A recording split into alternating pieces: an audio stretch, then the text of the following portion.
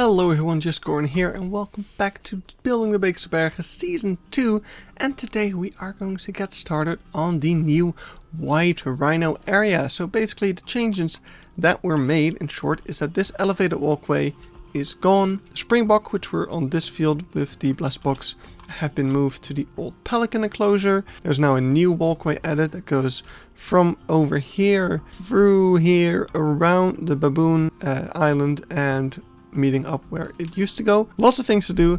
I've gone ahead and gotten started on putting in some billboards. We have in the game the actual blueprint of this area, so I'm able to copy this and use that to make the new enclosure. Alright, so I have the most important bits of the terrain laid out and got all of the slopes right, I am pretty sure. Next step is going to be laying out all of the kind of landmarks, like the stone wall over here. The staff road is kind of laid out already. There's going to be a staff road over here. But yeah, I'm just gonna lay out all of those elements and I guess just start building. Alright, so things are taking shape. I'm getting some important pieces in. Made the bridges, both of them. So we got the retaining walls that we always have had. Taken these from the Black Rhino area as well. Made these new bridges. Of course, the old bridges were actually just using the in-game paths, and now they are completely custom, and there is terrain hidden inside of this so that I can actually put a path over it. So that's gonna work out just fine, I hope. Small things, small things. Working on the rhino habitat. Gonna start with the rock wall soon, because that's gonna be the next big thing. Is how I'm gonna get that entire rock wall. Like, it needs to be not repetitive, and especially if, like, what's the rock palette gonna be. So I'm gonna try to throw in some temple pieces, tiger rocks, temperate rocks, but I think that's about it for the colors that we have. So gonna be a challenge, gonna work it out. Okay, made a nice leap of progress over here. We got most of the path done, like right up until this slope, so only this last little bit remains, and then also whatever the hell is gonna happen to the flamingo area, still need to figure that out. There also needs to be a little staff path that kind of cascades down over here towards the flamingos. That is how the keepers actually get to the flamingo enclosure. So even though we're not going to have animals in the zoo anymore, I still want to hook that all up and make it functional so that if we ever want to put the animals back, we can. So I will be making that functional. Over here you can see what that looks like. So you go down in a zigzag pattern. The rock wall is done as well. Well done. I'm still going to tweak it a bunch. It doesn't look very repetitive, which I'm really happy with. You can actually barely make out that it is just the same 4 walls pasted over and over again. So yeah, I put down 4 wall pieces, 4 black concrete wall pieces, and I just plastered them with a bunch of rocks that I thought were nice and small and fitting. Yeah, I used that to make 4 little templates over here, and I plastered those all over the place, and that looks really nice. Alright, the path is now actually starting to be really almost finished, including the little wire barrier around it. So this is going all the way from this bridge. I still need to do a little part up to the entrance of the thing, but all the way between the 2 bridges, all the way to the past the flamingo habitat and to the chimpanzee bridge. So that's all done up and looking really, really nice. So I'm really happy with that. Of course, I do still need to add in the actual guest path. You can see that's starting over there. I also made the little staff path that I mentioned before. I'm really happy with how the path turned out, actually. I saved over the foul.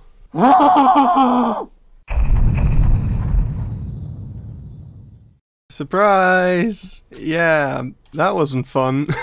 I hadn't realized it's already been 6 months since I last worked on this area, but my god, did that experience kill my entire motivation for working on the Beekse Bergen until we got the arid animal pack and I finally did some stuff again. Yeah, that was, man, That sucked.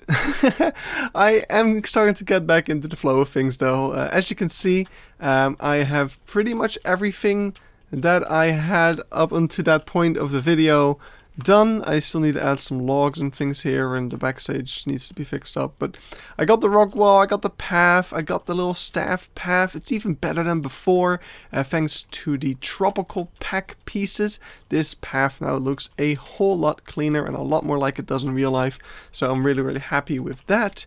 Yeah, and other than that, it's pretty much the same amount of progress, so not much to talk about. I mean, I got some other stuff like this rock wall, and this back wall over here is also done up with all the logs. I just took these from the Black Rhino area. It looks fine. I'm dedicated to finishing this project by the end of this year, so we are going to start making some progress. So I'm going to go ahead and keep working on this, and I'll see you in the next update. Alright, I've been working on this on and off for the past month or so, and you can see a bunch of progress is being made. We are getting very close to finishing up, but there's a couple of cool stuff I want to show you guys. So first of all, most of the foliage is in, so this is what that elevated path is going to look like pretty much all around. Tons of little flowers and willows and birch on this side. It's super lush, it's awesome. I absolutely love all of this. We've also, and I hope this is going to be very recently as this video comes out, but recently we've finally finished all of the signs, animal signs for the zoo, so we can see that all around here as well. All the signs have been placed, so that's super cool. I also have an education pillar. We'll take a closer look at that in the tour at the end of the video. Added some puddles over here, which looks super awesome. I noticed that in one of my reference photos or videos, it had just rained and this area looked like this, and it looked so cool, so I really wanted to include that because yeah, I just think it's really awesome. Then, since we've taken so long to work on this area, a thing that was under construction or like ready for construction back when I started building this has now been pretty much completed. So over here is a playground now. It's not actually what I thought it was going to be back when the Rhino area first opened 1 year ago. I figured this was going to be like a big terrace area similar to the elephants over here, but it's mostly just a playground for parents sitting here to also like watch their kids. That's why there's like only a small entrance and the rest of the thing is completely fenced off. It's so the parents can watch their kids as they're coming in and out of here, of course. At least that's what I assume. But yeah, these playground elements may seem familiar to you. It's because they're the same ones that used to be over here in the Africa village. You can even see the old zip line still there. I did revamp some of the playground elements a little bit. I will probably throw this on the workshop, but we got a new zip line with a bunch of new pieces, which I think looks super good. I also redid the seesaw over here. Yeah, there's so many new pieces nowadays. Like, if I wanted to, I could rebuild the entire zoo and it would look so much better, but I'm trying to pick my battles and only do things that really either don't take much time at all, or things that definitely do add a lot. As for the fence over here, I tried for a while to find something that looked really good, but I ended up just sticking with the same small planks that I've been using for this type of fence all throughout the zoo already. Of course, that's good because then we keep some consistency, because if I make these out of a newer piece, then we're gonna have to change all the fences in the zoo. Also, I actually don't really have a better piece. I was hoping that the Oceania pack driftwood stuff would come with a cool thin post that would actually be a better piece for this, but I want something that's like half the thickness of this. And honestly, I really wish we would have gotten this as a separate piece. This thing over here, that would be a completely new type of wooden piece to really spice up our builds and go insane with it. I mean, we've got something similar, of course, over here with the birch branches, but it's not flexicolor. It's obviously like a branch with bark on it.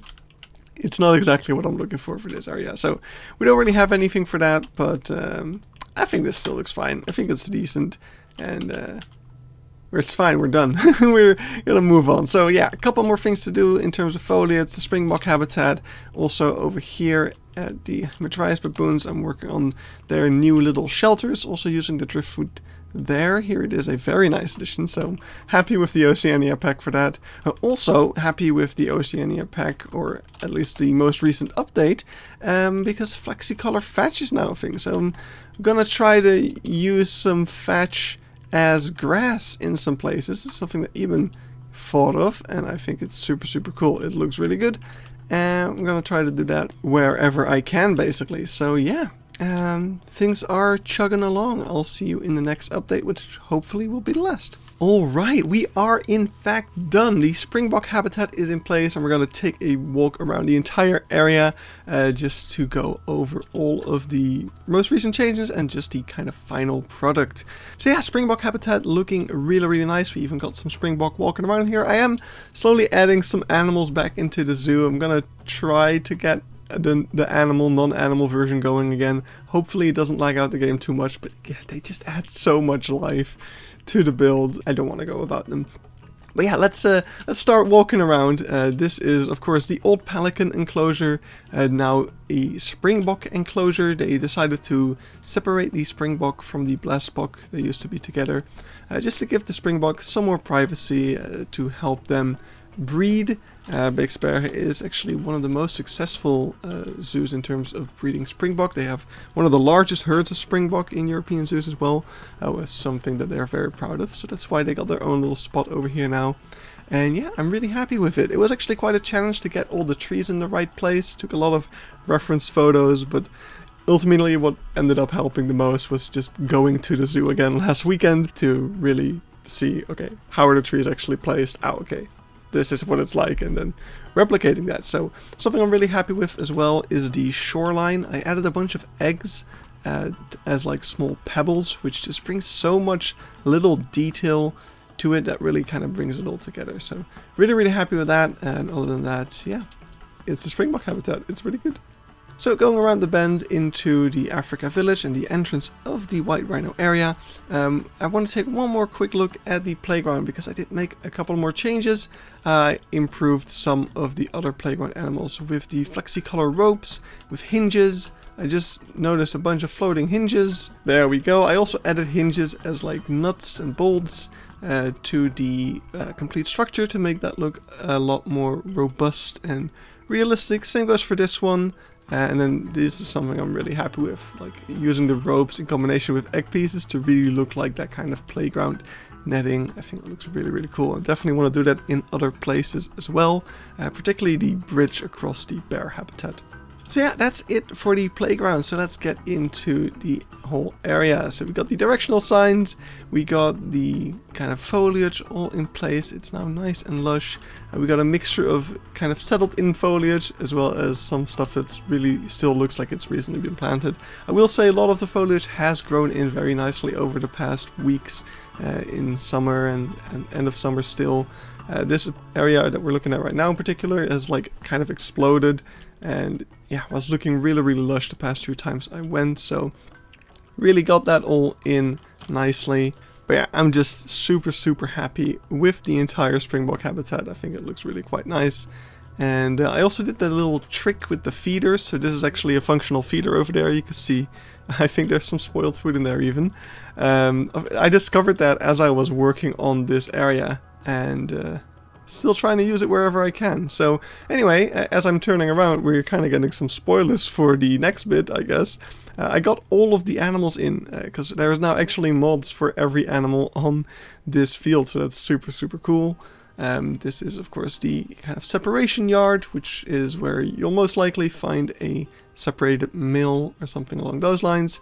And then as we keep walking, we get to the main exhibit with the beautiful ponds. And yeah, we got the blessbok, we got the Watusi cattle, we got the common eland, and the white rhino. And yeah, super cool mix, and love that we have all of them running around here. It really is awesome. So on this side, I really made the foliage look like it does in real life, like it's just kind of been planted and it still really needs to settle in. The Lord and Lady plant really helped with that. It's a cool thing to use for that, because there's like all these separate little bits. It really just looks like it's just been planted. Super nice. And yeah, over here habitat connects up to the Watusi Kettle backstage. There is like a little thing where they will put, I think, like dung into. There is the wadi, which is this kind of hole in the ground where they can pump water into to get it out of the thing over here. So they can pump water out of this thing into the wadi, so that when it rains, the Watusi Kettle don't have to go through a giant puddle to get to their backstage. So that's pretty interesting. And then over here we've got the education pillar that I teased. So you got 3 different sides to it, just like with the other ones. This one is all about protecting rhinos in the wild and about the black mambas. You can see kind of roughly the black mamba logo over there. The round thing over here, you can twist that around and it will tell you what black mambas are doing at every time of the day, basically. So when they wake up in the morning, they go on patrol, and then at lunch they will give presentations to locals to teach them about wildlife and conservation, stuff like that. It's a really cool sign. And then on this side, it's all about protection in zoos.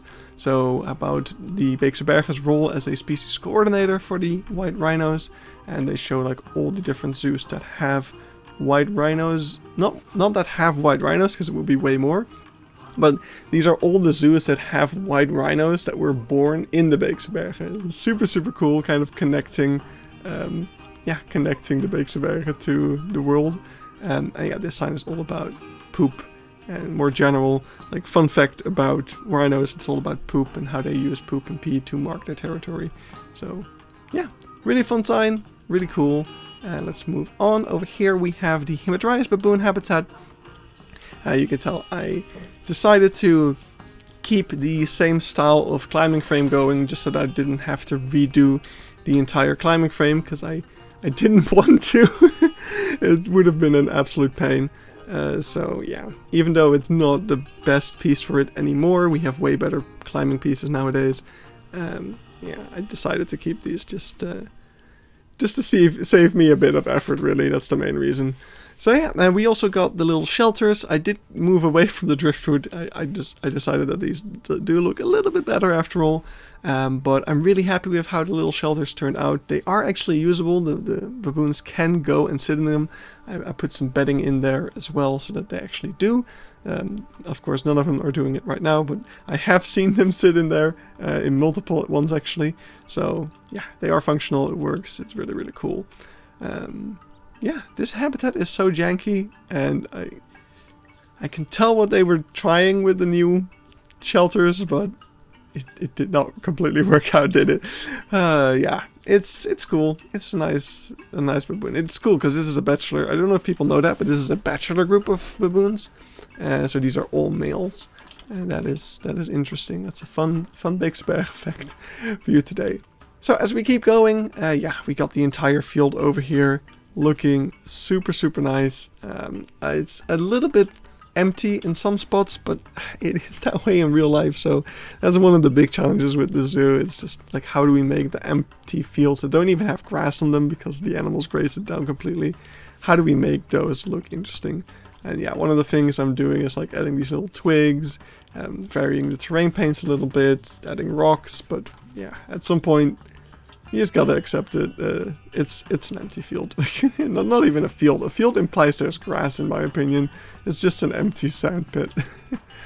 So over here, the main kind of vantage point, panorama view with all the education sites. That is super nice. And yeah, all the different animals running around.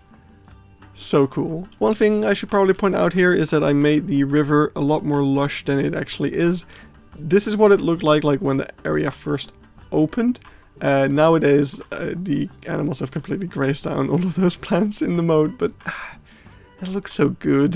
I just want to keep it. Just pretend, you know, just to pretend. So we got another view of the baboons, and that kind of completes our trip to the new and improved White Rhino area. I hope you guys enjoyed the episode. There is still stuff to be done. Of course, in the back over here, there's a lot of new things to be added, but we'll get to that when we get to making the new cheetah habitats, which is part of the Elephant Valley, which will be coming soon. Next episode, we are going to be just doing some odd things around the zoo. We're going to be looking at the stuff that Carlos has built for me for the Wildlife Foundation building. And we're going to be just doing some small updates around the zoo, especially around Congo. There's a couple of new things I want to build and some things I want to improve piece-wise. So yeah, lots to be done in the project still.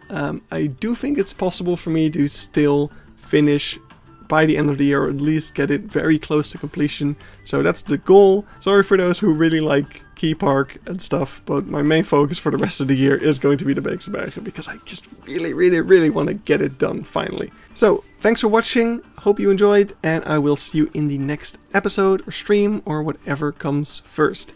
Bye bye!